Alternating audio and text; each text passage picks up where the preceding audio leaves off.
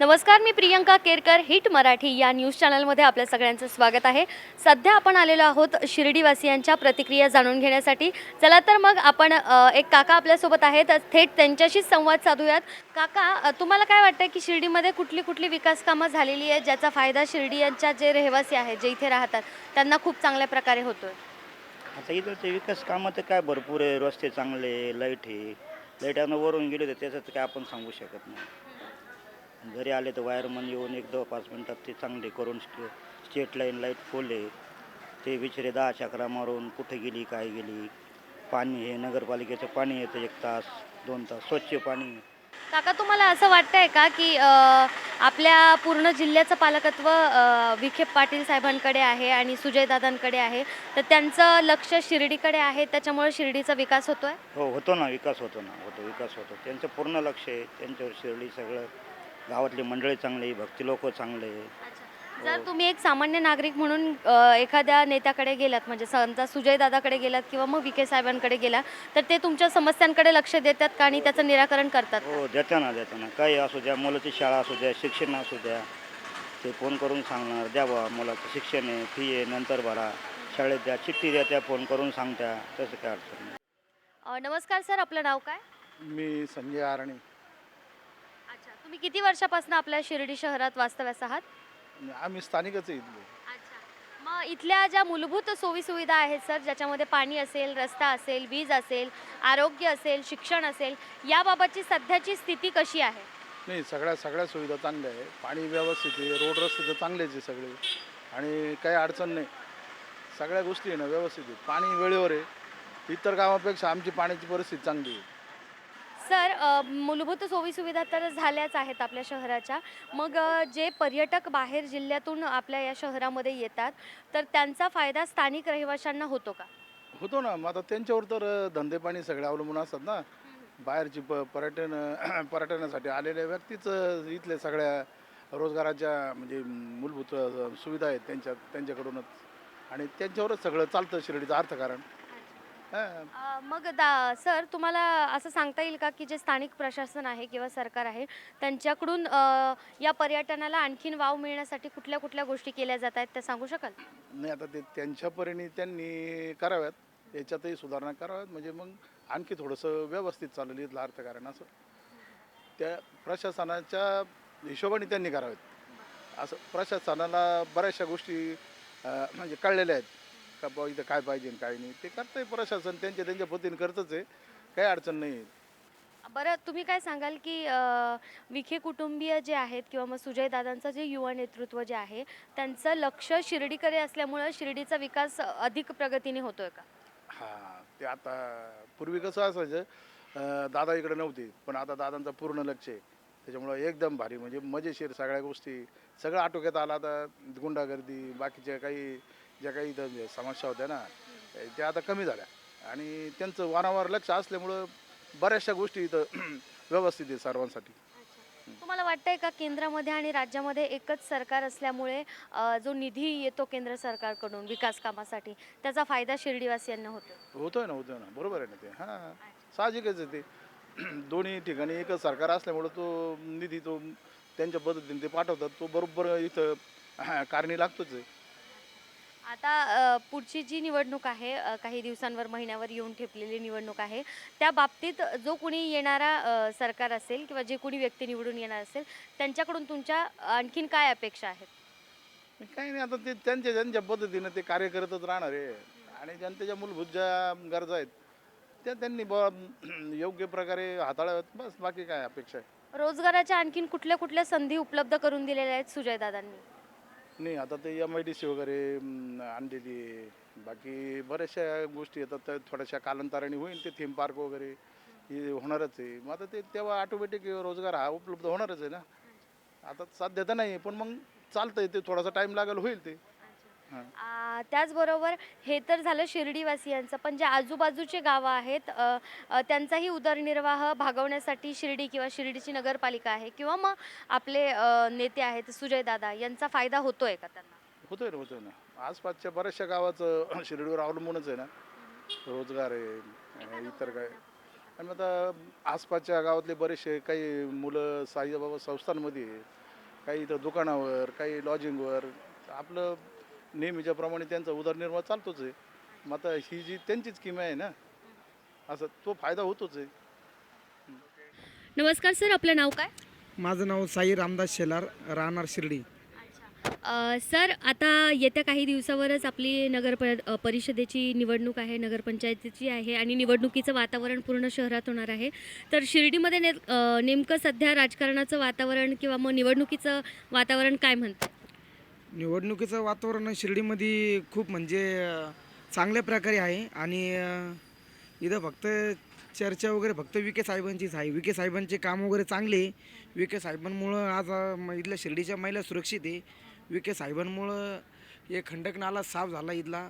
विखे साहेबांमुळं चांगलं अतिक्रमण हटवलं गेलं शिर्डीतलं आणि शिर्डीमध्ये जास्त प्रमाणामध्ये रोजगार वाढला गेला आणि शिर्डीमध्ये साई भक्त येणारे ते पण विखे साहेबांमुळं आज सुरक्षित आहे.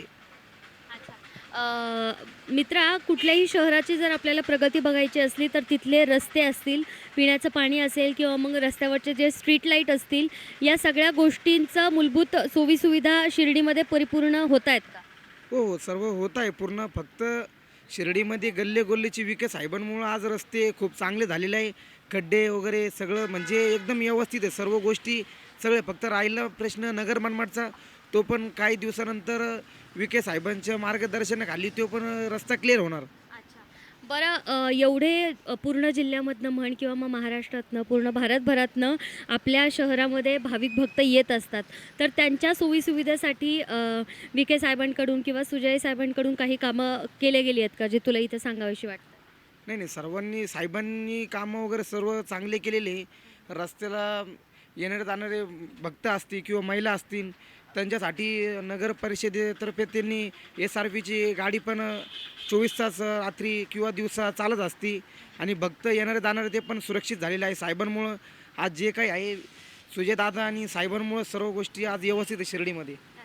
बरं, कचरा व्यवस्थापन आणि शहराची साफसफाई याबद्दल तुझं मत काय आहे?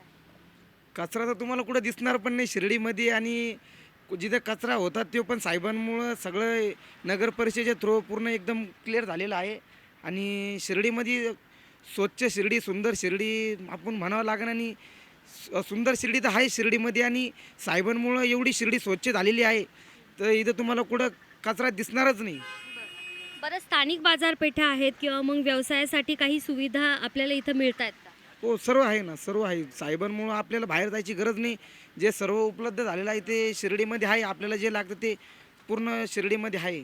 बरं, ज्या काही सरकारी योजना केंद्राकडून किंवा राज्याकडून राबवल्या जातात त्या इथल्या सर्वसामान्य लोकांपर्यंत पोहोचतात का? हो, सर्वांपर्यंत पोचता, प्रत्येकाच्या घराघरामध्ये पोचता.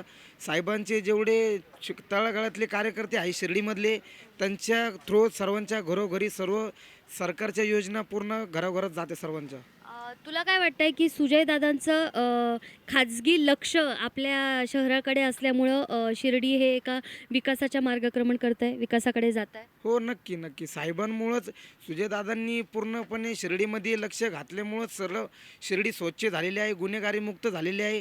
साहेबांमुळं सगळं व्यवस्थित चाललं आहे शिर्डीमध्ये. नमस्कार मित्रा, तुझं नाव काय? गौरव सुरंजे. तू किती वर्षापासून शिर्डीमध्ये राहतोस? आमचा जन्म शिर्डीत झाला आहे. मग शिर्डीचं राजकारणाचं जे वातावरण आहे ते कसं आहे, काय सांगशील? शिर्डीचं राजकारण हे चांगलं आहे. नामदार राधाकृष्ण विखे पाटील व सुजयदादा विखे पाटील यांनी पूर्ण शिर्डीचा विकास केलेला आहे. शिर्डीचा असं कोणताही कोपरा असं शिल्लक ठेवलेलं नाही जिथं त्यांनी आजपर्यंत त्यांच्या यंत्रणा पोहोचवलेल्या नाही. प्रत्येक वेळेस इथं काही पण हो. आत्ता मागं पूर्ण पावसामुळं वडा वगैरे पूर्ण फुल झालेला होता. तर स्वतः सुजयदादा सकाळच्या 4 वाजेपर्यंत म्हणजे इथल्या लोकांसोबत कॉन्टॅक्टमध्ये राहून जे मदत यंत्रणा त्यांच्याकडनं शक्य होती तेवढ्या यंत्रणा त्यांनी सकाळच्या 4 वाजेपर्यंत लोकांपर्यंत पोहोचवलं आहे. शिर्डीची जी नगरपालिका आहे त्यांच्याकडून ज्या मूलभूत सोयीसुविधा आहेत, ज्यामध्ये रस्ता असेल, पिण्याचं पाणी असेल किंवा मग लाईट असेल, या सगळ्या गोष्टींची पूर्तता होती आहे का?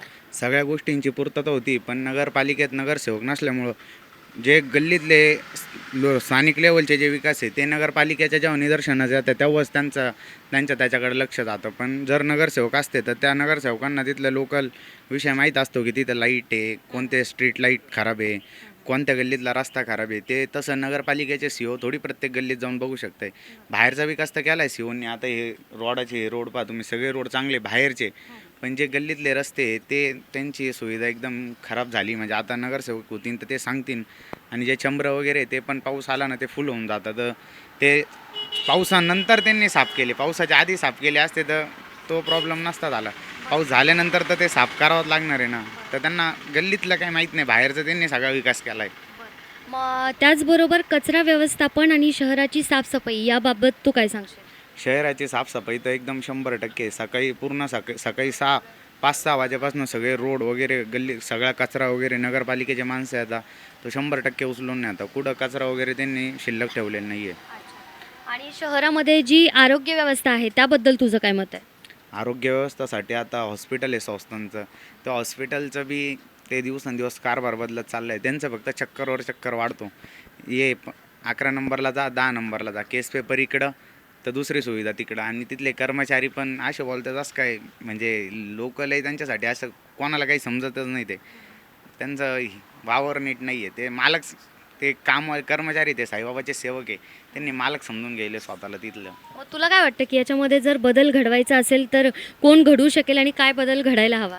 सुजय दादा आता त्याच्यावर लक्ष देतील तर ते 2 दिवसात तो सगळा बदल घडून जाईल. कारण सुविधा वगैरे सगळ्या आहेत, पण त्या सुविधांचा 100% सगळ्यांना लाभ भेटला पाहिजे. जर आपण ताप आला आहे कोणाला काय आलं तर ते पहिले मूलभूत जे राहतं, म्हणजे एक गोळी देतील काढून देतील, तसं नाही केलं पाहिजे त्यांनी ना. सगळं त्याच्यावर, म्हणजे जर समोरचा आजारीच आहे तर त्याचं बघितलं पाहिजे नेमकी टायफॉईड आहे, कावीळ आहे, मलेरिया आहे, डेंगू आहे काय, जेणेकरून त्याच्या उपचाराला उशीर नको व्हायला. आमच्या लक्ष्मीनगरचा एक बांधव आहे, तो आत्ता मागं असंच त्याच्यावर उपचारावर हे त्याला डबल डोस इंजेक्शनचे होऊन गेले, त्याच्यामुळे त्याचं मुलाचा मृत्यू झाला. ते तशा गोष्टी नाही झाल्या पाहिजे. त्याच्यावर त्यांनी तातडीने काहीतरी निर्णय घेतला पाहिजे एक. तुला असं वाटतंय का की शिर्डी ज्या विकासाच्या मार्गक्रमण करते, ज्या विकासाकडे जातीये, त्याच्या श्रेय तू विखे पाटील कुटुंबीय असेल किंवा मग सुजय दादा असेल यांचा याच्यामध्ये खूप मोठा हातभार आहे? यांचा खूप मोठा हात नाही आहे. हे म्हणूनच शिर्डीचा विकास होतोय, नाही तर दुसऱ्या कोणाचं काम नाही आहे शिर्डी सांभाळणं किंवा पूर्ण हे पंचक्रोशी सांभाळणं दुसऱ्या कोणाला शक्य नाही आहे. ते म्हणून आज शिर्डीतले सगळे जे गुंडगिरी आहे किंवा जे विकास आहे ते त्यांच्याशिवाय, गुंडगिरी त्यांच्याशिवाय कोणाला ऐकणार बी नाही इथले लोक एवढे आहे. त्याच्यामुळे ते म्हणून शिर्डीचा विकास पण आहे, ते म्हणून शिर्डीत जी शांतता आहे किंवा जे लोक मोकळे बोलत आहे किंवा काही पण करू शकताय ते त्यांच्यामुळं, नाही तर इथले लोक लय डेंजर. अच्छा, बरं, महिलांसाठी किंवा मग मुलींसाठी शिर्डीमध्ये काही खास उपाययोजना केल्या जात आहेत का? त्यांना शिक्षणासाठी असेल किंवा मग त्यांच्या सुरक्षितते संबंधित असेल? आता साईबाबा संस्थांचे जे कॉलेज आहे तिथं मुलींना 20 रुपयात त्यांचं शिक्षण चालू आहे. 20 रुपयात. ते सुजय दादा पहिले असं होतं की तिथले शिक्षकांना, म्हणजे काही शिक्षक तिथं लय होते. एक वेळेस सुजय दादांच्या ते इंग्लिशचा विषय लक्षात आला की इंग्लिश शिकवणाऱ्या मॅडमला इंग्लिशची स्पेलिंग टाकता आलेली नव्हती. तेव्हापासून त्यांनी त्या शिक्षण संस्थेवर एवढं लक्ष द्यायला चालू केलं की आता तुम्ही तिथं जाऊन पहा, तिथे एवढे रूल आहे, एवढे नियम आहे, शिकवणं वगैरे कोणताच स्टाफ असं याच्या बाहेर नाही आहे. त्यांनी पूर्ण शिक्षणाकडे लक्ष दिले.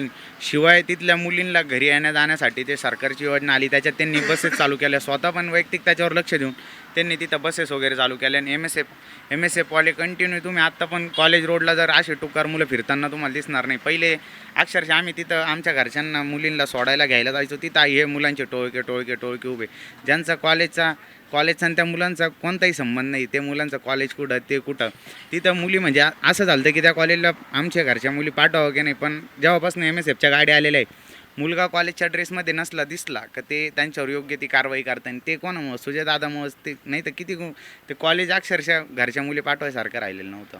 अरे वा, खूपच छान हा बदल आहे. एक शेवटची प्रतिक्रिया अशी हवी आहे की महायुती आणि विखे कुटुंबीय हे एकत्र आल्याच्या नंतर आपल्या शिर्डीच्या विकासामध्ये काही भर पडला आहे का? पडला असेल तर तो कुठला? आणि तू एक या शिर्डीचा एक तरुण युवक आहेस, तर इथे रोजगाराच्या संधी उपलब्ध आहेत का? म्हणजे तुला शिर्डीच्या बाहेर जाण्याची काही गरज नाही. अशा कुठल्या उपाययोजना सुजयदादांमार्फत किंवा विखे कुटुंबीय असतील किंवा मग महायुतीचं सरकार असेल यांच्यामार्फत शिर्डीमध्ये राबवल्या जातात? आता इथं रोजगाराचा तर प्रश्न असा आहे, जेव्हा साईबाबाचं मंदिर चालू राहील तेव्हा सगळ्यांना रोजगार चालू राहील. कारण शिर्डीत MIDC वगैरे नाही आहे. जे ते सगळं संस्थांचे जॉब्स वगैरे, हॉस्पिटल झालं आहे त्याच्यातच सगळे युवक जॉबला आहे. पण आता सुजयदादांनी MIDC पण इथं मंजूर करून आणली. तर MIDCचं काम पण आता चालू झालेलं आहे. वरून लाईट शो वगैरे ते जे वेगवेगळे उपक्रम आहे, ते ड्रोन शो त्यांनी सगळं चालू केलं आहे. तर रोजगार तर आता ते कालांतराने निर्माण करतील. जसं त्यांनी याच्या आधी जेवढे युवक होते तेवढ्यांसाठी जॉब पूरक ठरतील एवढ्या इथं हे चालूच केलेले होते. आता युवक वाढले, आता ते काही ना काही करतीनच आणि ते वाढवतीनच. आणि महायुती म्हणजे शिर्डी असा गड आहे जो फक्त विखे पाटलांच्या मागं उभा राहीन. ते महायुतीत असो, ते जिकडं शिर्डी तिकडं. नमस्कार, आपण बघत होतात हिट मराठी आणि आपण आजच्या या दिवशी आलेलो होतो अहिल्यानगरमधील सगळ्यात महत्त्वाच्या ठिकाणी, ज्याचं नाव आहे शिर्डी शहर. आणि या शिर्डी शहरामधल्या सामान्य नागरिकांच्या प्रतिक्रिया आपण जाणून घेतलेल्या आहेत. पुन्हा आपण अशाच प्रतिक्रिया जाणून घेऊयात. तोपर्यंत बघत रहा हिट मराठी.